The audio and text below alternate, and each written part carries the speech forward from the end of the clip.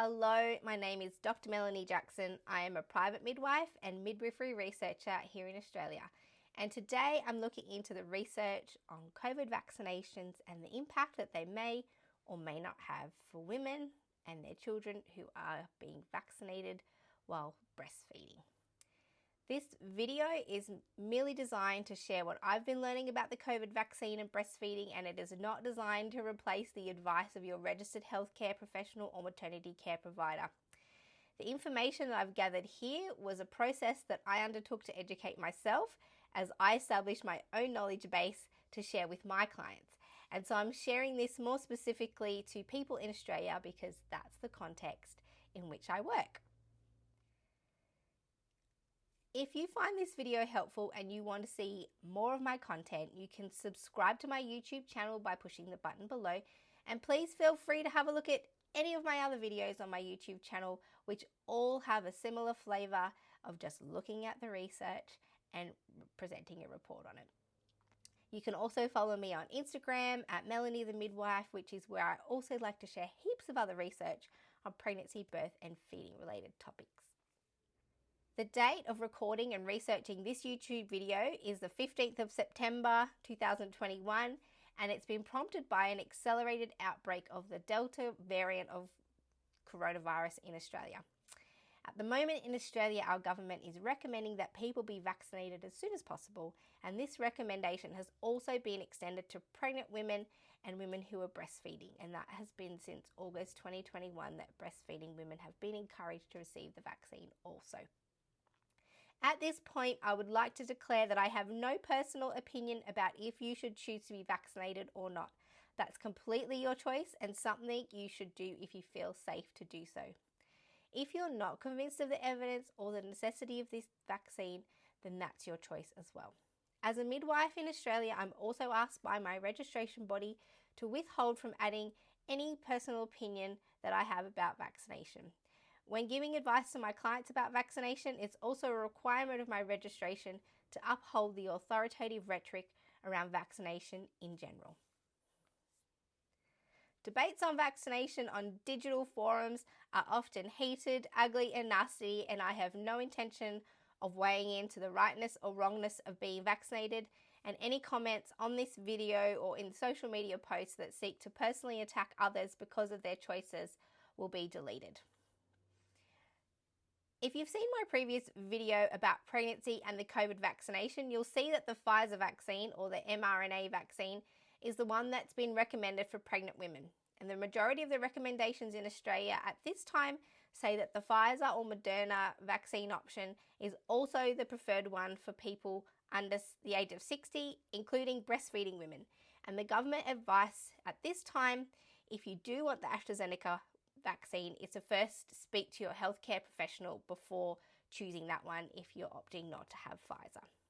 This advice was dated 19th of August 2021, and the Australian government information about this is linked in the show notes below, so you can click on that and get all the information about what the Australian government is recommending for pregnant women to do in regards to the vaccine for coronavirus. At this time, the Royal Australian New Zealand College of Obstetricians and Gynecologists, RANZCOG, is also supportive of breastfeeding women accepting vaccination, and they've got a breastfeeding Q&A document that, again, I've also linked in the notes below for you to read in full. But in regards to breastfeeding, RANZCOG states that the COVID-19 vaccines have not yet been studied in detail in breastfeeding women. However, there are no concerns about their safety in breastfeeding women or their babies. There's no evidence that breastfeeding women would have any increased risk of complications from COVID-19 itself compared to women who are not breastfeeding. They also reference the Cochrane Group, which is a really high quality research resource and very reliable. However, the link on their information sheet doesn't take you to the right location to access the resource. So I've included another link below that takes you to the Cochrane work on the coronavirus pandemic, and that link leads you to a heap more research on lots of different COVID-19 related studies. And if one on breastfeeding is going to show up, it'll be with this link.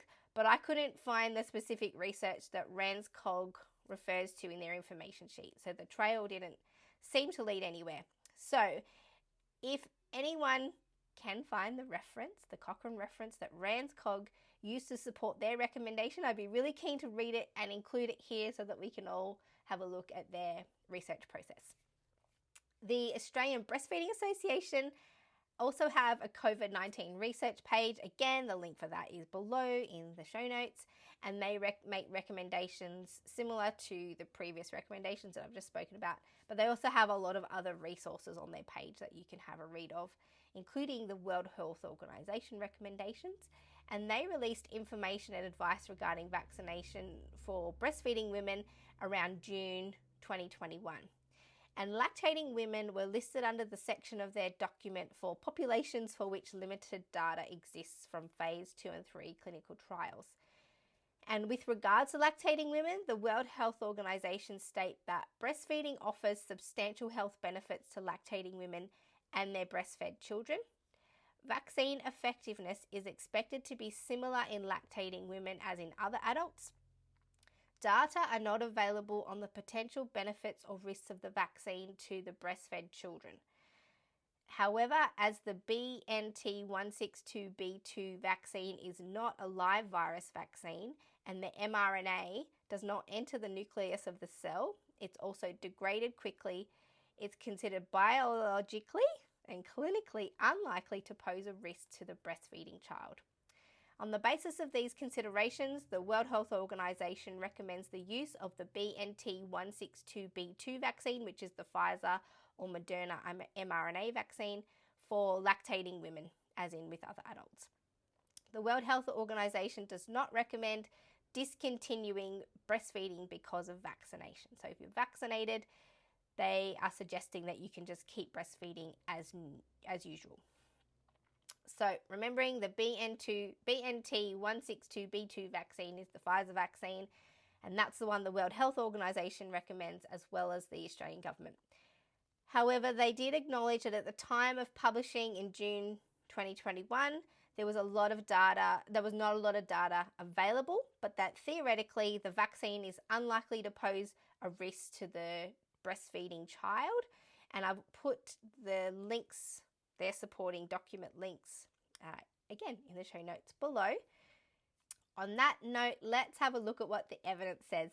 Many of these research papers that I'm going to refer to throughout this YouTube video are open access, which means that they're free to access, and I'll put their names in the references below if you want to see them for yourself. And most of the time, all you have to do is type in the title into your Google search engine and they'll come up in full text and you can have a read. Now, I've got a number of research papers here that I'll go through one by one to show you the research that I've found. But before I do, I'll share some universal information that all the papers appear to agree on. And we have to remember that this research is in its infancy, so information can change rapidly. But at the time of writing this, it's an accurate account of what I found. All the research papers acknowledge that breastfeeding women were not included in the initial drug trials during the development of the vaccine. So any research that we're looking at is based on what researchers are observing now that breastfeeding women are receiving the vaccine, they're watching to see what's happening. And so the vaccine was not first tested on breastfeeding women before it started to be administered to breastfeeding women. That's acknowledged that's no secret in the research papers. The next fairly universal truth is that if you do choose to be vaccinated, it does appear that the antibodies that your body produces against coronavirus do transmit into breast milk. But there's yet to be studies that explore if this then results in the babies who receive the breast milk actually acquiring suitable immunity to coronavirus. But the antibodies are definitely in breast milk. And antibodies are your own body's immune response to receiving the vaccine. And this is the mechanism whereby vaccines are said to work. So antibodies are a good thing, and they're produced by your own body. They aren't an ingredient in the vaccine. So the first paper we're going to look at is called Maternal and Child Symptoms Following COVID-19 Vaccination Among Breastfeeding Mothers. And this is an open access paper. The link is below for you to read the full article, and it was published sometime in mid-2021. I really liked this paper. It's actually in language that's very accessible, and it answers a lot of the questions that women and my clients in particular are asking, including what the impact is upon the breastfeeding child, because a lot of research so far just focuses on the woman's experience, but this paper also asks women about what impact they believe the vaccine had on their breastfeeding child. The other thing that's really good about this paper is that it's survey data. So they're really respecting and honouring the women's experiences as an appropriate measure of the impact of the vaccine on not only themselves but also their children. So let's have a look. This paper starts with an introduction which informs us that the theoretical risk of current COVID-19 vaccines impacting lactation and breastfed children is quite low. However, breastfeeding mothers and their clinicians have minimal objective data to guide decisions on vaccine safety, which is basically a way of saying that there isn't a whole lot of information that's on offer about vaccine safety that can be objectively looked at. Because in December 2020, there was emergency authorization of the mRNA-based vaccine, so the Pfizer and Moderna in the US.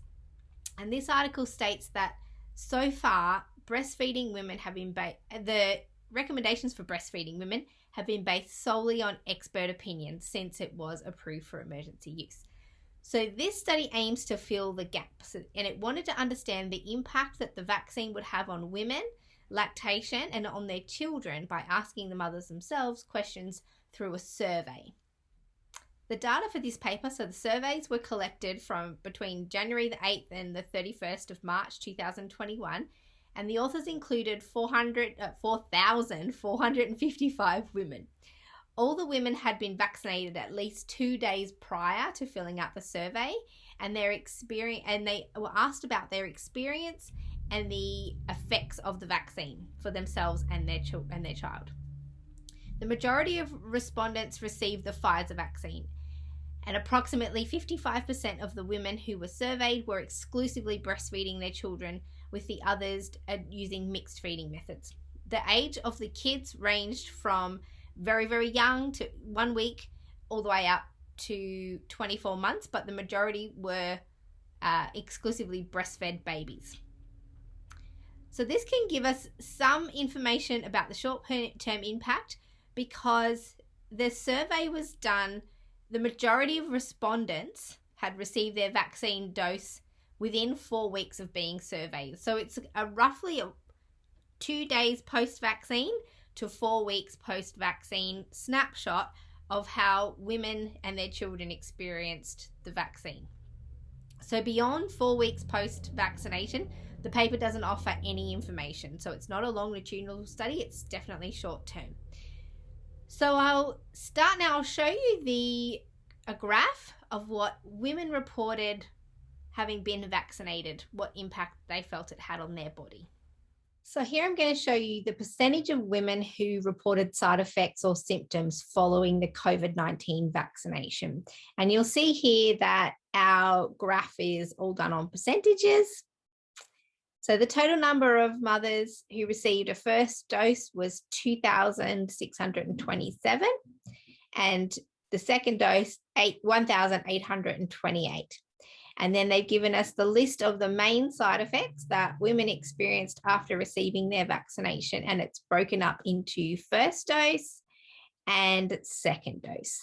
So you can see here that 52.3% of the women, half the women who received the first dose, had injection site pain, which seemed to be worse after the second dose. And that seemed to be consistent for a lot of the studies, is that the second dose of the Pfizer seemed to create more symptoms than the first.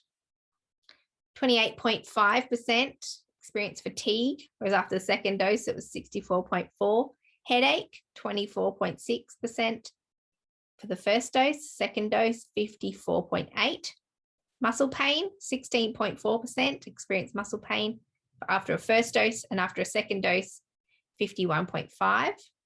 First dose, 7.9% of women had chills. After the second dose, we've got 44.2% had chills. Fever for the first dose, 2.3%, and fever after the second dose, 21.1%.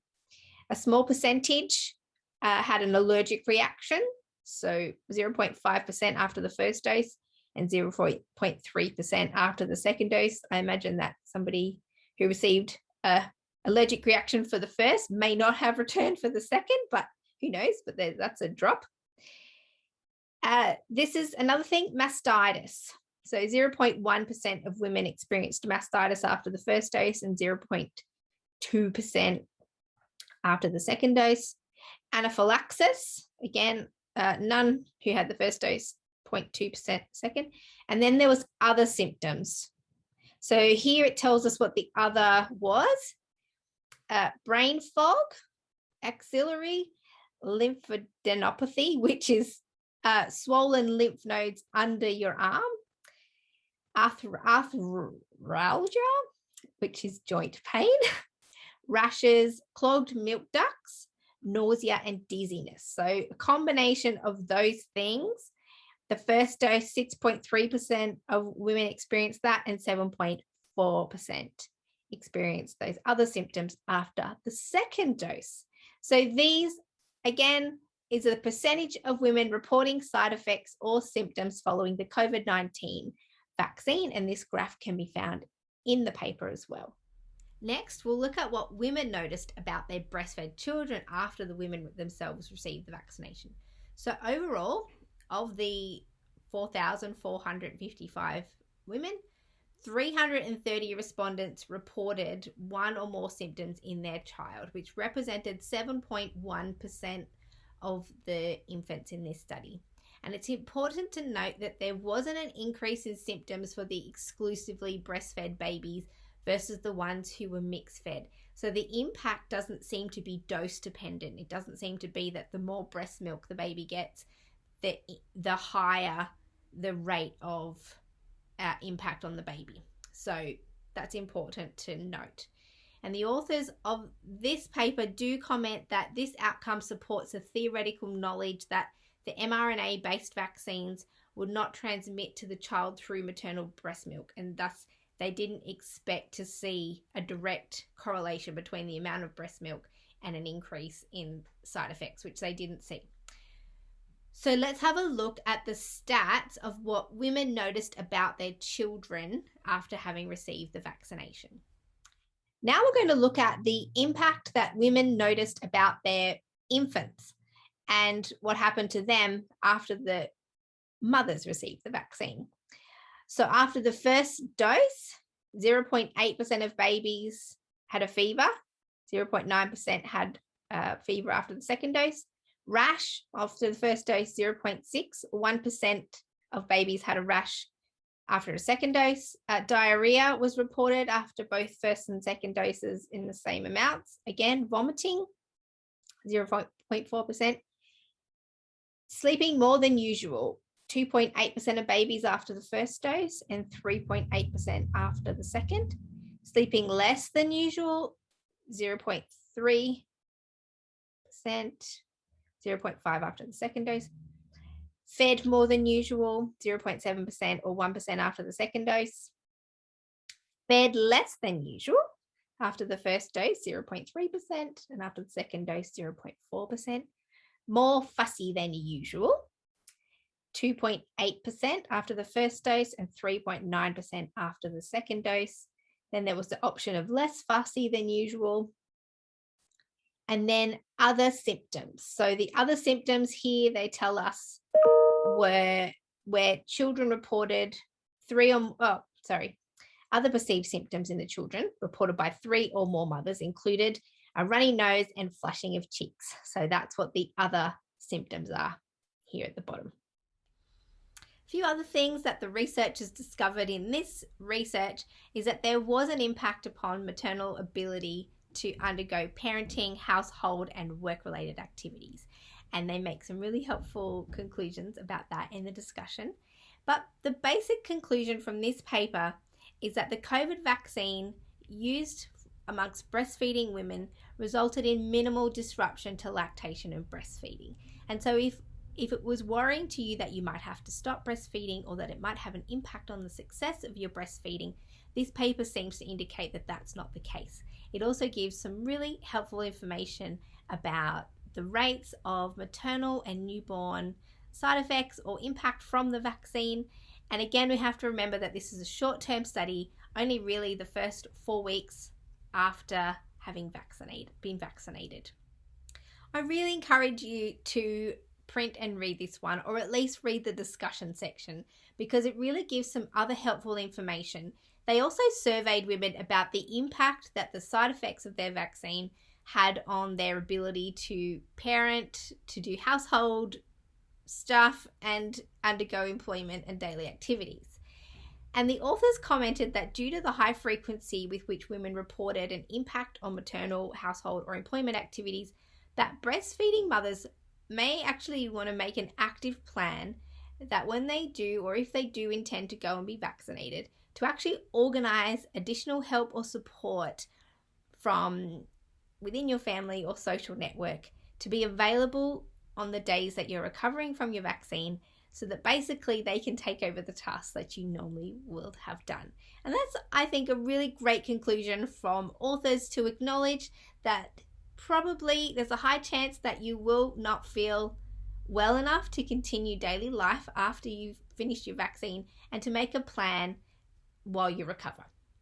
And you can see the stats for that as well in the paper. There's a full table about the impact that women believe they felt having been vaccinated upon their ability to undergo work while they waited for the effects of the vaccine to settle. I've got many more papers to share with you, but this video is becoming far too long for now. So for now, I hope this helps you decide if the COVID-19 vaccine is right for you and your child while you're breastfeeding. And I do encourage you to keep the discussion going with your healthcare provider as you make your decision. There will be a part 2 and potentially a part 3 to this video, because I keep finding new papers about breastfeeding and the COVID vaccine. So stay tuned, subscribe to my YouTube channel so that you're alerted when the new videos come out. And if you found this helpful and you want to see more, not only can you subscribe, but pass it on, and then follow me on Instagram or Facebook at Melanie the Midwife. I'm Melanie the Midwife, and if you found this helpful, pass it on.